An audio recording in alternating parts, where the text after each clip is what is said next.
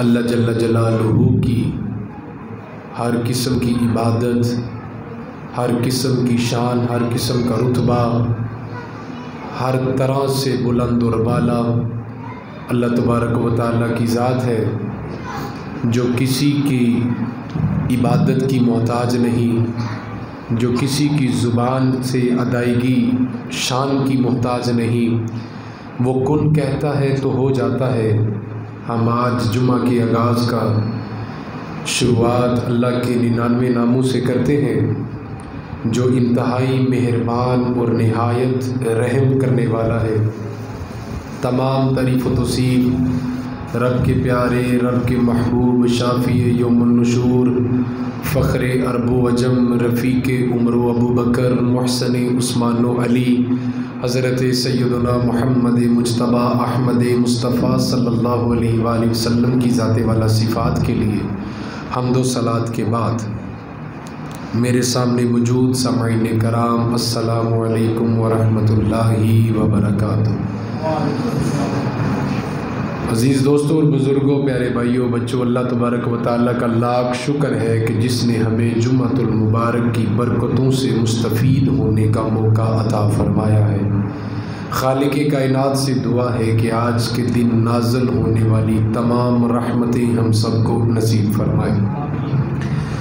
मैंने आपके सामने खुतबा में कुरान मजीद फ़ुरक़ान हमीद की सूरह निसा की आयत नंबर 174 तिलावत की है। अल्लाह तबारक व तआला ने अपने रब होने की दलील अपने हबीब को करार दिया है। अल्लाह तबारक व तआला ने इरशाद फरमाया कि मैंने तुम्हारे पास एक रोशन दलील भेजी है। या अय्युहन्नासु क़द जाअकुम बुरहानुम मिर रब्बिकुम, फरमाया ए लोगों, मैंने तुम्हारे पास, तुम्हारे लिए तुम्हारे रब ने एक रोशन दलील भेजी है। गोया कि अल्लाह ने अपनी जो रुबूबियत का दावा है और जो मालिक करीम ने लोगों की तवज्जो अपनी तौहीद की तरफ दिलाई है, उस दावे की दलील मेरे और आपके आका मोहम्मद मुस्तफ़ा सल्लल्लाहु अलैहि वसल्लम, यानी कि अल्लाह की रबूबियत और उस रबूबियत का जो दावा है, उस दावे की दलील आका करीम सल्लल्लाहु अलैहि वसल्लम की ज़ाते वाला सिफ़ात। नबी करीम सल्लल्लाहु अलैहि वसल्लम को अल्लाह तबारक व तआला ने इस तरह तख्लीक फरमाया कि जिसने हुजूर के वद्दुहा के मुखड़े को देखा उसने भी कहा सुबहान अल्लाह, और जिसने जुल्फ़े अंबरी को देखा उसने भी कहा सुबहान अल्लाह। देखने वाले तो कहा करते हैं अल्लाह अल्लाह, याद आता है खुदा देख के सूरत तेरी। हुजूर सल्लल्लाहु अलैहि वसल्लम को अल्लाह ने बाकमाल बनाया, सूरत में भी, सीरत में भी, अंदाज में भी, हर तरह की बनावट में अल्लाह ने अपने हबीब को कमाल बनाया। हुजूर सल्लल्लाहु अलैहि वसल्लम का अंदाज़े बाकमाल का अंदाज़ा अब इस बात से लगा सकते हैं कि सहाबा इकराम फरमाते हैं कि हुजूर जब मुस्कुराते थे तो भी कमाल होता था, हुजूर जब गुफ्तगू फरमाते थे तो भी कमाल होता था, और हुजूर जब जलाल फरमाते थे तो भी कमाल होता था। सहाबा इकराम अलैहिमुर रिदवान से पूछा गया कि आप बताएं हुजूर का कद कैसा था, हुजूर का कद मुबारक किस तरह का था। सहाबा बताने लगे, फरमाने लगे, हुजूर सल्लल्लाहु अलैहि वसल्लम का कद ना छोटा था ना बड़ा था, मगर हुजूर जब बड़े कद वालों के बीच में चलते थे, अगरचे कद दरमियाना था, लेकिन जब हुजूर बड़े कद वालों के बीच में चलते थे तो हुजूर का कद बड़ा नजर आता था। अल्लाह ने इस तरह की सिफात अता फरमाई थी अपने हबीब को, अल्लाह ने इस तरह के अंदाज, इस तरह के कमालात अता फरमाए थे अपने हबीब को। देखे ना, कुछ लोग बंदे का लिबास देख के उसकी शख्सियत का हिसाब लगाते हैं, और हमारे यहाँ ये कहा भी जाता है कि लिबास शख्सियत का आईनादार होता है, लेकिन ज़रूरी नहीं कि हर बात से इत्तफाक किया जाए। कुछ लोग कहते हैं कि जिसने अच्छा लिबास पहना हो पता चलता है कि ये बंदा अच्छा है, लेकिन मेरा मौक़िफ़ ये है कि लिबास से किसी की शख्सियत का पता नहीं चलता, बल्कि उसके किरदार से उसकी शख्सियत का पता चलता है। कुछ लोग ऐसे होते हैं जो बड़े महंगे महंगे कपड़े पहन के और बड़ा अच्छा अच्छा मेकअप करके खूबसूरत तो बन जाते हैं, लेकिन उनके अंदर वो हुस्न नहीं होता। कभी कभार वो खूबसूरत कपड़े पहन के खूबसूरत बनने की कोशिश करते हैं, लेकिन अल्लाह ने हमारे हबीब को वो हुस्न अता फरमाया था कि हुजूर के जिस्म अतहर से जो कपड़ा लगता था वो कपड़ा खूबसूरत जागो हो जाता था, वो कपड़ा खूबसूरत बन जाता था। आप सल्लल्लाहु अलैहि वसल्लम सादा ग़िज़ा खाते थे, सादा लिबास पहनते थे, लेकिन आप सीरत की किताबें उठा कर देखें, यकीन करें हुजूर का सादा लिबास, सादा ग़िज़ा, सादा मिजाज, सादगी पसंद थे हुजूर, लेकिन उसके अंदर भी एक अजब कमाल था। सुहाबा फरमाते हैं कि हुजूर के हर पहलू में सादगी थी, सादा लिबास था, सादी ग़िज़ा थी, सादा आदतें थी, लेकिन वो आदतें जो हुजूर ने फरमाई हैं इससे पहले हमने किसी और के अंदर वो आदतें नहीं देखी। यानी कि वो आदतें जो सादा थी वो भी नायाब थी। अल्लाह तबारक व तआला ने अपने महबूब को कमाल बनाया और मज़ीद कमालात अता फरमाए, हर तरह के कमालात अता फरमाए। आप देखें, तवज्जो करें, कुछ लोग ऐसे होते हैं, पंखा बंद कर दें, दुरूद शरीफ पढ़िए, अस्सलातु वस्सलामु अलैका या सय्यदी या रसूल अल्लाह व अला आलिका व अस्हाबिका या सय्यदी या हबीब अल्लाह, अस्सलातु वस्सलामु अलैका या सय्यदी या नबी अल्लाह व अला आलिका व अस्हाबिका या सय्यदी या खातमुन नबिय्यीन। एक होता है बंदा बड़ा हसीन होता है, दाढ़ी रखी है, दस्तार पहनी है, शक्ल से बड़ा वज़ादार लग रहा है, शक्ल से बड़ा हसीन लग रहा है, लेकिन जब वो बोलता है ना, तो बंदा जब उसका बोलना सुनता है, उसकी बात सुनता है, तो फिर ये ख्याल आता है कि यार ये शक्ल से कितना हसीन लग रहा था और ये बोला है तो फिर पता चला है कि ये निकला क्या है। हज़रत शेख सादी अलैहिर्रहमा आप फरमाया करते थे कि इंसान अपनी ज़ुबान के नीचे छुपा हुआ होता है, यानी कि उसकी ज़ुबान खुलती है तो पता चलता है कि ये कौन सी दुकान का मालिक है, इसकी तरबियत क्या है और इसकी तालीम क्या है। इंसान अपनी ज़ुबान के नीचे छुपा होता है। और आप अक्सर कई लोगों को फरमाया करते थे कि तू ऐसा किया कर, चुप रहा कर, तू चुप रहता है ना तेरा भरम बना रहता है, तेरी शख्सियत का रोब रहता है, लेकिन जब तू बात करता है ना तो तेरा सारा रोब ज़ाया हो जाता है। हज़रत इमाम मालिक अलैहिर्रहमा आपके पास सुबह शाम लोग मसाइल पूछने के लिए आया करते थे। एक खादम आपकी खिदमत में बैठा रहता, उसने कभी कोई मसला नहीं पूछा। एक दिन आप मौज में थे, आपने पूछा कि अरे सारे लोग मुझसे मसाइल पूछते हैं, तूने कभी मुझसे मसला नहीं पूछा। उसने कहा हज़रत आज आपने हुक्म फरमाया तो मसला पूछ लेते। उसने मसला पूछा, वर्ज़ करने लगा, हज़रत मुझे ये बताएं कि रोज़ा कब अफ्तार होता है। आपने फरमाया रात के वक़्त जब सूरज गुरूब होता है। अब यहाँ पर जवाब ख़त्म हो गया था, सवाल का जवाब उसे मिल गया था। उसने पूछा रोज़ा कब अफ्तार होता है, आपने फरमाया रात के वक़्त जब सूरज गुरूब होता है। लेकिन मज़ीद उसने सवाल किया, उसने कहा हज़रत साहब अगर सारी रात सूरज गुरूब ही ना हो तो फिर क्या करेंगे, क्या रोज़ा हमारा अफ्तार नहीं होगा। तो हज़रत फरमाने लगे कि कैसा पागल है तू, रात भी हो जाए और सूरज भी गुरूब ना हो ये तो मुमकिन ही नहीं है। या तो वो क़यामत की सुबह होगी कि जिसकी रात नहीं होगी। अगर रात हो गई तो फिर सूरज गुरूब हुआ तो रात हुई। तो फिर आप मुस्कुरा के उसे कहने लगे कि तू ऐसा किया कर, तू चुप ही रहा कर, तू बात ना किया कर, तेरा चुप रहना ही बेहतर। कुछ लोग शख्सियत के लिहाज से जब उनको देखा जाता है तो ज़ाहरी शक्ल उनकी बड़ी खदोखाल लगती है, बड़े खूबसूरत लगते हैं, लेकिन जब वो बात करते हैं तो उनकी गुफ्तगू माना खेज नहीं होती। जब वो बात करते हैं तो वो लचक उनकी बातों में होती है, कोई मजबूती नहीं होती, कोई मार्फत नहीं होती। लेकिन मेरे और आपके आका करीम सल्लल्लाहु अलैहि वसल्लम आप सादा गुफ्तगू फरमाते, थोड़े लफ्ज़ बोलते और उन अल्फाज के अंदर इतना हुस्न होता कि हज़रत अब्दुल्ला इब्न सलाम रदी अल्लाह ताला अन्हो आप फरमाते हैं मैं कि हुजूर की बारगाह करीम में हाजिर हुआ। आप फरमाते हैं मैं यहूदियों का बहुत बड़ा आलिम था, मैं इस इरादे से गया कि मैं आज जाके आमिना के लाल से बहस करूँगा, मुनाजरा करूँगा। आप फरमाते हैं कि मैं मुनाजरे के इरादे से गया, मैंने देखा कि मदीने के ताजदार हुजूर सल्लल्लाहु अलैहि वसल्लम अपनी ऊँटनी पर तशरीफ़ फरमाए और हुजूर के चेहरे से एक कमाल किस्म की चाशनी मिल रही है, जाज़बियत मिल रही है। ओ यारो, कुछ लोग ऐसे होते हैं जो मेहनत करके मेकअप करके खूबसूरत तो बन जाते हैं, रंग गोरा तो कर लेते हैं, लेकिन उनके चेहरे में जाज़बियत नहीं होती। कुछ लोग ऐसे होते हैं जिनके चेहरे गोरे होते हैं पर नूरानी नहीं होती, लेकिन अगर किसी बाबे ने कोई मेकअप ना किया हो, बस खुलूस के साथ रोज़ाना वो वुज़ू करे, तो लोग देखकर ये नहीं कहते कि इस बाबे का चेहरा गोरा है, बल्कि ये कहते हैं कि इसके चेहरे पर नूरानियत कितनी ज़्यादा है। कुछ लोग ऐसे होते हैं जो गोरे नहीं होते पर उनके चेहरे नूरानी बड़े होते हैं, और कुछ ऐसे होते हैं जिनके चेहरे गोरे होते हैं पर नूरानी नहीं होते।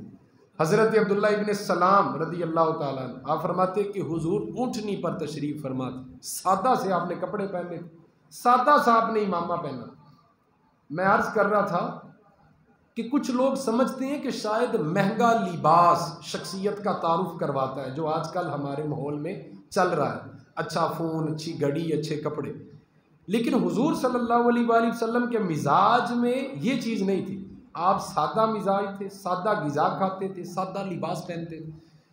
आप फरमाते हैं कि मैं गया कि हुजूर ऊँटनी पर बैठे थे, सादा लिबास था, सादा इमामा शरीफ था, और जिस ऊँटनी पर आप तशरीफ़ फरमा थे उस पर कजावा भी कोई नहीं था।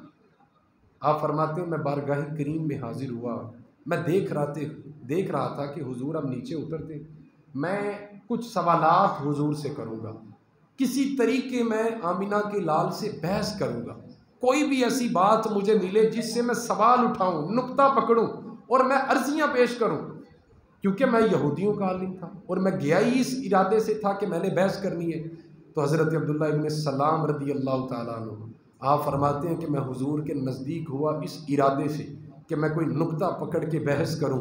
आप फरमाते हैं उससे पहले कि हुजूर कुछ और फरमाते, हुजूर ने मेरी तरफ देखा तो हुजूर ने फरमाया अगर कोई शख्स चाहता है कि उसकी उम्र लंबी कर दी जाए और उसके रिज्क में बरकत हो जाए तो वह अपने रिश्तेदारों के साथ हुस्ने सुलूक किया करे।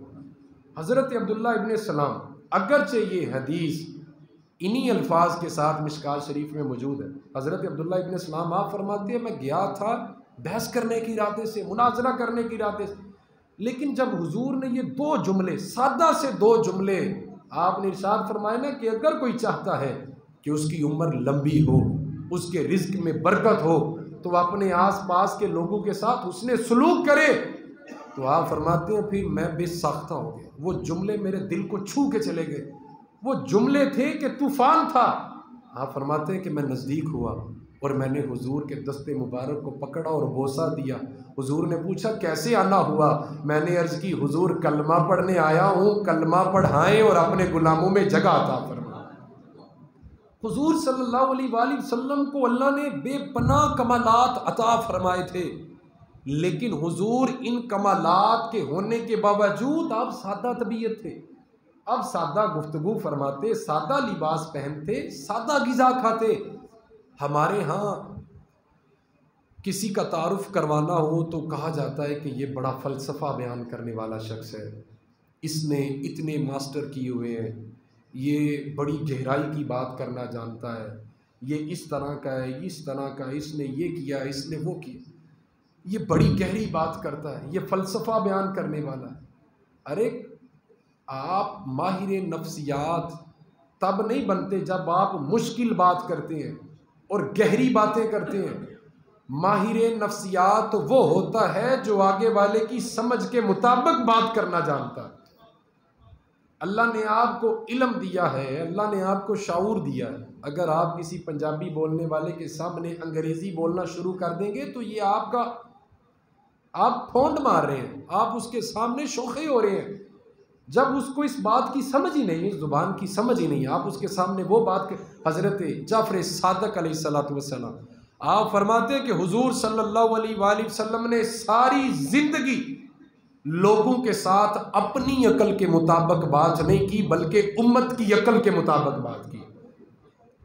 कल्लिमुन्नासा अला क़द्री उकूलिहिम, हुजूर सल्लल्लाहु अलैहि वसल्लम ने कभी फ़लसफ़ा बयान नहीं किया, कभी मुश्किल बात नहीं की। और अल्लामा इकबाल फरमाते हैं तेरी निगाहे नाज से दोनों मुराद पा गए, तेरी निगाहे नाज से दोनों मुराद पा गए।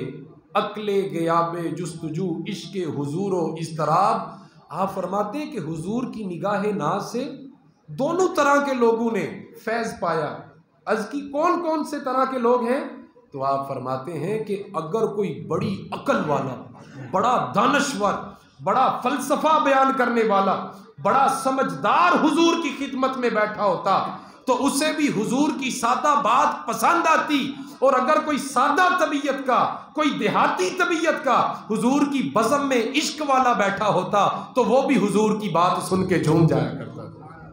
हुजूर सल्लल्लाहु अलैहि वसल्लम को अल्लाह ने बेपनाह कमालात अता फरमाए थे, और हुजूर का ये कमाल ही है कि हुजूर इस शानदार तरीके से गुफ्तगू फरमाते, इस शानदार तरीके से गुफ्तगू फरमाते कि बड़ा समझदार, अकल रखने वाला, बड़ा पढ़ा लिखा वो भी गुफ्तगू सुनता तो मुतासर हो जाता, और अगर कोई सादा तबीयत का, आशिक तबीयत का बंदा वो भी हुजूर की गुफ्तगू सुनता तो मस्त हो जाता। हज़रत अम्मा आयशा सिद्दीक़ा सलामुन अलैहा आप फरमाती हैं कि हुजूर सल्लल्लाहु अलैहि वसल्लम इतनी ठहर ठहर के, इतने धीमे धीमे लहजे में गुफ्तगू फरमाते कि अगर हम हुजूर की बातों के अल्फाज गिनना चाहती तो गिन सकते थे। और मेरे यारो, वो क्या अंदाज़े ख़ताबत हुआ कि आपने बड़ा जोश में आके बयान किया और लोगों को बात की समझ ही नहीं आई कि आपने बयान क्या किया। हुजूर सल्लल्लाहु अलैहि वसल्लम का तो अंदाज़े गुफ्तगू ये था कि आप गुफ्तगू फरमाते तो सहाबा कहते हैं कि हम अल्फाज गिन सकते थे। आपसे पूछा जाता है कि आपने इतनी तर्ज लगा के, इतना जोश के साथ, इतना शोला बयान किया, पर लोगों को तो समझ ही नहीं आई आपने बयान क्या किया। हुजूर की सुन्नत मुबारक ये है कि जब गुफ्तगू करो तो ठहर ठहर के करो, धीमे लहजे से करो। और अगर कोई बंदा उस अंदाज़े बयान में चला जाता है और फिर वो कहता है कि मैं वो जज्बे में, जोश में चला गया था, मुझे होश ही नहीं आई, तो आप फिर कोशिश करें कि आप अपनी होश में रहने की, ताकि आप आमिना के लाल की जब बात कर रहे हों तो फिर उनकी सुन्नत के मुताबिक बात करें, इतने धीमे लहजे से बात करें कि लोगों को समझ आए। ये तर्ज लगा के और सांस में जाके और फिर बड़े जोश से बयान करना, ये हुजूर सल्लल्लाहु अलैहि वसल्लम की सुन्नत के ख़िलाफ़ है। और सहाबा से हम सुनते हैं, सहाबा इकराम फरमाते हैं कि हुजूर सल्लल्लाहु अलैहि वसल्लम जब आप गुफ्तगू फरमाते तो हम यूं बैठ के गुफ्तगू सुनते थे जैसे हमारे सरों पे परिंदे बैठे हो।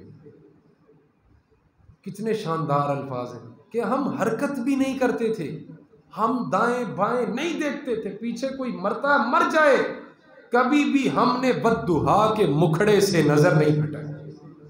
हुजूर जब गुफ्तगू फरमाते तो फिर हम अपनी गर्दनों को हरकत नहीं देते थे, बल्कि टिकटिकी बांध के हुजूर के चेहरे को देखते रहते और इस अंदाज में देखते। उम्मत की इस्लाह के लिए उन्होंने वो अंदाज बताया कि जैसे परिंदा सर पे बैठ जाए ना तो फिर ये खौफ होता है कि अगर मैं हल्का सा हिला तो ये उड़ जाएगा। तो आप फरमाते हम इस ज़ौक़ के साथ आमिना के लाल की गुफ्तगू सुना कर। हुजूर सल्लल्लाहु अलैहि वसल्लम को अल्लाह ने बेपनाह कमालात अता फरमाए थे। हुजूर सल्लल्लाहु अलैहि वसल्लम सादा तबीयत थे, सादा ग़िज़ा खाते थे और सादा लिबास पहनते थे, लेकिन जब आप बिल्कुल सादा सी थोड़ी सी गुफ्तगू फरमाते ना तो लोगों के दिलों को छू के चली जाती। हमारे हज़रत साहब अक्सर हमें ये तलकीन करते हैं कि ज़्यादा गुफ्तगू ना किया करो। हुजूर सल्लल्लाहु अलैहि वसल्लम के ऊपर या आपकी सीरत के ऊपर, शान के ऊपर बहुत सारी बातें ना किया करो।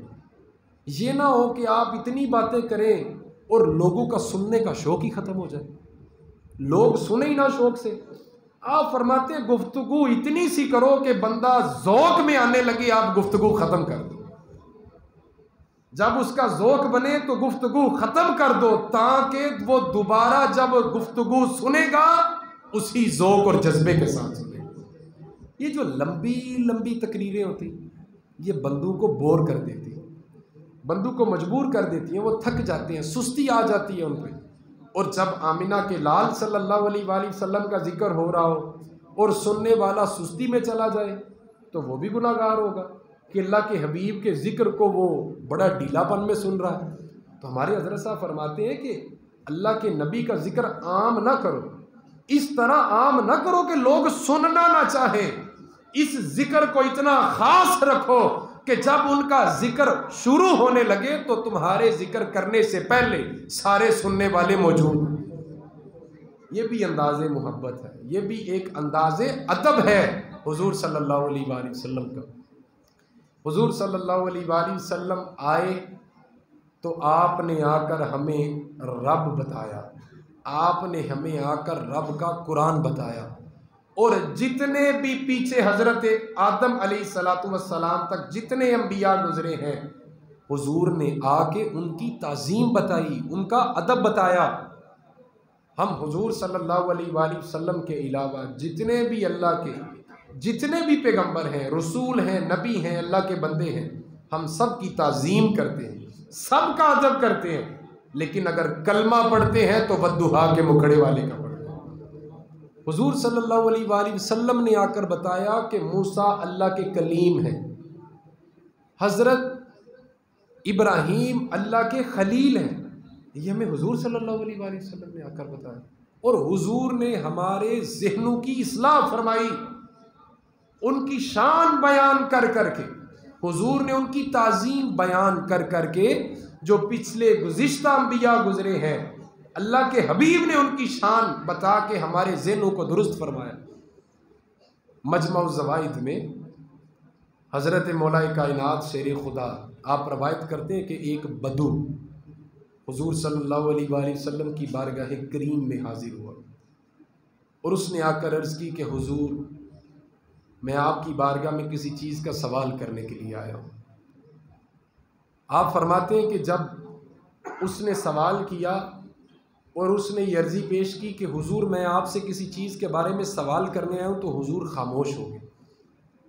मुहद्दिसीन ने हुजूर का खामोश होना भी महफूज किया है कि हुजूर किस बात पे, किस अदा पे, किस वजह से, कहाँ पे, कितना खामोश रहे थे। मुहद्दिसीन ने हुजूर का खामोश होना भी नोट किया। अक़सामे अहदीस के अंदर एक हदीस वो है जिसे हदीस तकरीरी कहा जाता है। ये वो हदीस है जिसमें हुजूर खामोश रहे, यानी कि अगर कोई काम हुआ तो हुजूर खामोश रहे, किसी ने सवाल किया तो हुजूर खामोश रहे, कोई वाक़या पेश आया तो हुजूर खामोश रहे। मुहद्दिसीन ने हुजूर का खामोश होना भी महफूज किया। वो बतू हुजूर सल्लल्लाहु अलैहि वसल्लम की बारगाह करीम में बार बार सवाल कर रहा था। अर्ज़ की हुजूर मैं किसी चीज़ के बारे में आपसे सवाल करने के लिए आया। मौलाए कायनात आप फरमाते कि हुजूर पहले खामोश रहे, लेकिन उसके बार बार सवाल करने पर हुजूर मुस्कुराए और फरमाया कि कहो, मांगो, क्या मांगते हो, किस चीज़ का सवाल करने के लिए आए। मौलाए कायनात आप फरमाते हैं कि हमें यूँ लगा कि ये अपनी ज़िंदगी संवार लेगा, जन्नत का सवाल करेगा। हुजूर ने मुस्कुरा के पूछा, मांगो, क्या मांगते हो, किस चीज़ का सवाल करने के लिए। तो उसने कहा कि हुजूर मैं एक लंबे सफ़र पे जाने लगा हूँ तो मुझे ऊँट चाहिए, मेरे पास ऊँट कोई नहीं, आप मुझे ऊँट अता फरमा दे।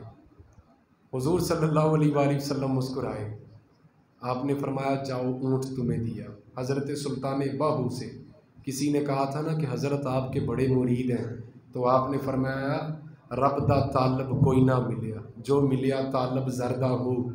हज़रत मौलाए कायनात आप फरमाते हैं कि हुजूर सल्लल्लाहु अलैहि वसल्लम ने फरमाया, हुजूर ने फरमाया कि और कुछ चाहिए। उसने कहा कि हुजूर मुझे ऊँट चाहिए। आप फरमाते हैं मौलाए कायनात कि हमें बड़ा अफसोस हुआ कि हुजूर मौज में थे, ये चाहता तो जन्नत मांग सकता था, लेकिन देहाती था, बदू था, कम अकल था, उसे समझ नहीं आई कि ये किस बारगाह में खड़ा है, ये किसके दरवाजे पे खड़ा है। हुजूर मुस्कुराए, हुजूर ने फरमाया जाओ, ऊँट तुम्हें दिया, और भी कुछ चाहिए? तो उसने कहा कि अगर आप मुझसे पूछ ही रहे हैं तो मैं एक और अर्जी पेश कर दूं। तो मौलाए कायनात आप फरमाते हैं फिर हमारे जहनों में ये ख्याल आया कि अब ये जन्नत मांगेगा, अब ये जन्नत का सवाल करेगा, अब अपनी ज़िंदगी संवार लेगा। आप फरमाते हैं कि जब उसने दोबारा दरख्वास्त की तो वो कहने लगा हुजूर जब आपने दोबारा मुझसे पूछा ही है तो मेरा सफ़र लंबा है, ऊँट पर रखने के लिए मुझे कजावा भी दे दे, यानी कि सीट भी अता फरमा दे। मौलाए कायनात फरमाते हमें बड़ा अफसोस है कि इसने दूसरा चांस भी ज़ाया कर दिया। हुजूर मुस्कुराए, ज़ेरे लब आप मुस्कुराए, हुजूर के चेहरे पे तबस्सुम आ गया। जिसकी तस्कीन से रोते हुए हंस पड़े उस तबस्सुम की आदत पे लाखों सलाम। हुजूर सल्लल्लाहु अलैहि वसल्लम मुस्कुराए, आपने फरमाया जाओ तुम्हें कजावा भी दिया, और भी कुछ चाहिए तो मांग लो, मांग लो, मांग लो। ये सरकार का दर है, दर शाखा तो नहीं, जो मांग लिया और भी कुछ मांग। आपने फरमाया और भी कुछ मांगो। उसने कहा कि हुजूर आप अगर मुझे ये हुक्म फरमाते हैं, इजाज़त देते हैं और भी कुछ मांगने की, तो हुजूर मेरा सफ़र लंबा है, आने जाने का अगर ख़र्चा मिल जाए तो ज़रा सफ़र आसान हो जाए। मौलाए कायनात आप फरमाते हैं हमें बड़ा अफसोस हुआ उस शख्स कि तीसरा चांस, गोल्डन चांस, उसने वो भी ज़ाया कर दिया। अब आमिना के लाल ने उम्मत की इस्लाह के लिए सहाबा के सामने, उस बदू के सामने अकायद की दुरुस्तगी फरमाई, रिसालत की शान के मुतल्लिक आपने फरमाया। आपने बताया, आप उस बदू को फरमाने लगे कि तुमसे तो बनी इसराइल की वो बुढ़िया अच्छी थी। अर्ज़ की हुजूर कौन सी बुढ़िया?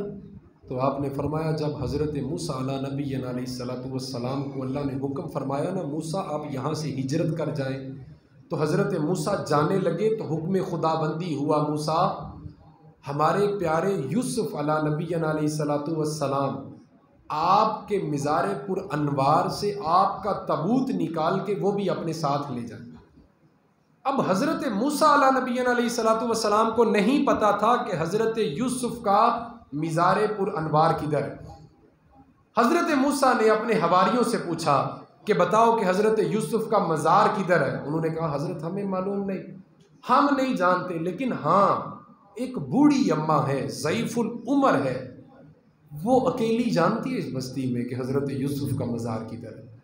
आपने फरमाया चलो उस बुढ़िया के पास चलते हैं। आप उस बुढ़िया के पास गए, उस बुढ़िया से आपने कहा कि मुझे अल्लाह की तरफ से हुक्म हुआ है हिजरत करने का, और साथ में हुक्म हुआ है कि यूसुफ अला नबी अलैहिस्सलातु वस्सलाम का मैं तबूत साथ लेकर जाऊँ, मुझे बताओ कि हज़रत यूसुफ का मज़ार किधर है। आए बूढ़ी अम्मा बोली मूसा बताऊँगी, लेकिन मुफ्त में नहीं बताऊँगी, एक शर्त है। हज़रत मूसा अलैहिस्सलातु वस्सलाम आपने फरमाया शर्त कैसी? उसने कहा अगर आपको मालूम नहीं तो इसका बताने के लिए, इस खबर को देने के लिए एक कीमत आपको चुकानी होगी। आपने फरमाया वो कीमत कौन सी है, बताओ हम कीमत देने को तैयार हैं। उस बूढ़ी अम्मा ने कहा हुजूर अब रिसालत के बारे में लोगों के अकायद दुरुस्त कर रहे हैं कि लोगों तुम्हें पता होना चाहिए कि तुम कहाँ पे खड़े हो और कौन से दरवाजे पे खड़े हो के कौन सा सवाल कर रहे हो। हज़रत मूसा नबी अलैहिस्सलातु वस्सलाम से वो बूढ़ी अम्मा कहती है मूसा शर्त ये है कि मुझे पड़ोस के अंदर जन्नत में वो वाला घर चाहिए जिसके पड़ोस में हज़रत मूसा का घर हो। हज़रत मूसा अला नबी अलैहिस्सलातु वस्सलाम आपने फरमाया बूढ़ी खातून मांगनी है तो जन्नत मांग, तूने तो इतना बड़ा मनसब मांग लिया, इतना बड़ा ओहदा मांग लिया, यानी कि अगर मैं आपकी ज़ुबान में आपके ज़हन के मुताबिक समझाऊं तो इतनी अच्छी सोसाइटी में कमर्शियल प्लॉट मांग लिया। आपने ये डिमांड कर ली कि हज़रत मूसा का पड़ोस मिल जाए। तो हज़रत मूसा ने कहा कि ये सौदा बड़ा महंगा है, कोई छोटी कीमत बताओ जो हम अदा कर सकें। बूढ़ी अम्मा समझदार थी, उसने कहा कि मूसा आपको मिज़ार की खबर तो चाहिए, अगर कोई और देता है तो ले लो, अगर मुझसे खबर लेनी है तो पहले ये वादा करना पड़ेगा कि बूढ़ी अम्मा जब तू दुनिया से जाएगी तो तुझे अल्लाह मूसा अलैहिस्सलाम का पड़ोस अता फरमाए। हज़रत मूसा अल्लाह के साथ हम कलाम हुए, अल्लाह से अल्लाह की मर्ज़ी पूछी। हज़रत मूसा ने उस तरह जन्नतें नहीं बांटी जिस तरह जन्नतें आमिना के लाल ने बांटी। अर्ज़ की अल्लाह वो बूढ़ी खतून जन्नत में मेरा पड़ोस मांगती है। अल्लाह ने फरमाया मूसा आप जन्नत में जगह देने का वादा आप उसके साथ कर लें, कल बरोज़े महशर आपके पड़ोस में मकान उसे मैं अता फरमाऊंगा। हुजूर सल्लल्लाहु अलैहि वसल्लम ने सुहाबा की मौजूदगी में उस बदू की इस्लाह फरमाई कि जब तुम किसी जगह पे आओ, बड़े बड़े लोग, बड़े बड़े समझदार लोग किसी बुजुर्ग के पास बैठते, किसी शेख के पास बैठते, और जब वो पूछे ना कि हमारे लायक को खिदमत हो, कोई बात बताएं, कोई हाल सुनाएं, तो वो कहते हैं कि हज़रत हमारी दुकान नहीं चल रही, कारोबार बड़ा मंदा है। तो आप ऐसा करते, आप किसी ताजर के पास जाते, आप किसी कारोबारी सेठ के पास जाते, वो आपको कारोबार चलाने का ढंग सिखा देता। अरे यहाँ पर तो आप ये सवाल न करते, आप यहाँ पर तो अल्लाह के कुर्ब के मुतलाशी बन के बैठते, आप यहाँ पर हुजूर सल्लल्लाहु अलैहि वसल्लम के फैज़ को हासिल करने के लिए बैठते। बड़े बड़े समझदार दाना लोग मादी चीज़ों के लिए भागते, हालांकि उन्हें पता होना चाहिए कि जब वो अल्लाह के रसूल सल्लल्लाहु अलैहि वसल्लम के दरवाजे पे है, जब वो मस्जिद में अल्लाह के सामने खड़े हैं, तो फिर वो मादी चीज़ों का सवाल न करें, बल्कि अल्लाह से अल्लाह को मांगे, अल्लाह से अल्लाह के हबीब के नूर को मांगे।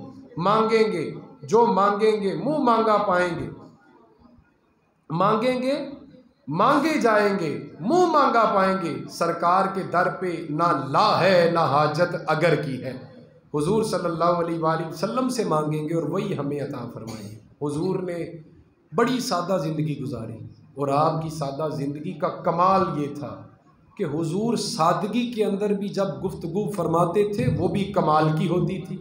हुजूर अगर सादा लिबास पहनते थे वो भी कमाल का होता था। हुजूर अगर सादा मिसवाक करते थे वो भी कमाल की होती थी। हुजूर अगर सादा ग़िज़ा खाते थे वो भी कमाल की होती थी। और हुजूर सल्लल्लाहु अलैहि वसल्लम का ये सादा अंदाज, हुस्न बा कमाल का अंदाज ये था कि सहाबा कहते हैं कि हुजूर की तबीयत में सादगी थी, लेकिन वो सादगी आज से पहले हमने किसी और में नहीं देखी। आपने सादा सादा मामलात किए, लेकिन वो सादगी वाले जो मामलात थे उनके अंदर भी अजब कैफियत थी, वो किसी और की तरफ से हमें नहीं नसीब हुए। इसीलिए तो इकबाल ने फरमाया ना कि तेरी निगाह नाज से दोनों ही मुराद पा गए, दोनों ही मुराद पा गए, तेरी निगाह नाज से दोनों मुराद पा गए। अकले गयाबे जुस्तजू इश्को हुजूरो इस तरह कि यानी कि जो अक्ल वाला बैठता था उसे भी हुजूर की बात अपने स्टेटस के मुताबिक लगती थी, और जो बड़ा सादा तबीयत का, मलंग तबीयत का हुजूर की बज़म में बैठता था वो भी हुजूर की बात सुन के झूम जाया करता। तो हुजूर सल्लल्लाहु अलैहि वसल्लम को अल्लाह ने कमालात अता फरमाए, और अल्लाह तबारक व तआला ने कुरान मजीद में इरशाद फरमाया, या अय्युहन नासु क़द जाअकुम बुरहानुम मिन रब्बिकुम, ए लोगो हमने तुम्हारे पास, तुम्हारे रब ने तुम्हारे पास एक रोशन दलील भेज दी है। यानी कि अल्लाह ने अपने रब होने की दलील मुस्तफ़ा करीम को करार दिया। अल्लाह तबारक व तआला ने जो अपना दावा रबूबियत फरमाया है और लोगों की तवज्जो जो अपनी तौहीद की तरफ दिलाई है, उस दावे की दलील मेरे और आपके आका करीम सल्लल्लाहु अलैहि वसल्लम की ज़ात है। अल्लाह से दुआ है अल्लाह तबारक व तआला हमारा यहाँ मिल बैठना अपनी बारगाह में कबूल व मंजूर फरमाए, और मेरी इन बातों को तासीर बना के अल्लाह हमारे दिलों में डाल दे। कल 15 अक्टूबर बरोज़ हफ्ता बाद नमाज इशा जामिया मस्जिद अल्लाह वाली फवारा चौक में ये उमर सैफ़ी साहब, शराज सैफ़ी साहब, खटाना मेडिकल स्टोर वाले वो महफ़िल का इनकाद कर रहे हैं। कल बरोज़ हफ्ता बाद नमाज इशा बड़ी मुख्तसर सी महफ़िल होगी, सरकार के मिलाद की महफ़िल है।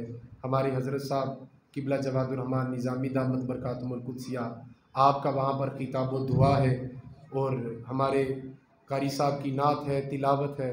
तो आप कोशिश कीजिए कि उस महफ़िल मिलाद में जो बंदे जा सके वो ज़रूर पहुँचें। बरोज़ हफ़्ता 15 अक्टूबर बाद नमाज माने वाला चौक, माने वाला चौक, लेकिन वो फवारा चौक के साथ माने वाला चौक है, वहाँ पर जामिया मस्जिद अल्लाह वाली है, बाहर बैनर लगा हुआ है, आप वहाँ से एड्रेस देख लें, नंबर पढ़ लें। जो बंदे जाना चाहें ये साले सवाब के लिए, फैज़ हासिल करने के लिए, तबरकात हासिल करने के लिए, वो अपनी हाज़िरी को यकीनी बनाएं।